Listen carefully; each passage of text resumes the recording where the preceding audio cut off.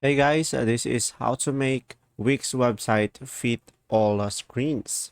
So guys, first thing that you will do is of course go to your website, and in order for you to do that, just simply click on over here, add elements, and after that just simply go to strip, and now just select a strip.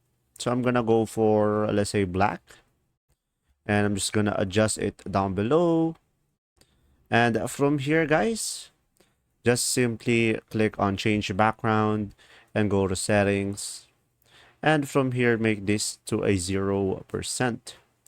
So now from here just simply click on layout and click on add column and make sure it is on center. Click on add column now, and from here you will have two columns. So now from here, let's say this is my element, so I'm gonna click my element and add it to my column, and I'm gonna add another element over here. So as you can see, I have two elements on each column, for example. And now from here, guys, I just simply go ahead and click on save. And after that, just simply click on done. And after that, just simply click on preview.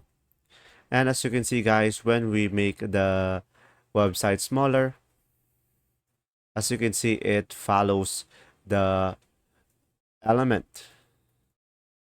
And there we go. If this video was helpful, guys, please like and subscribe. Thanks for watching.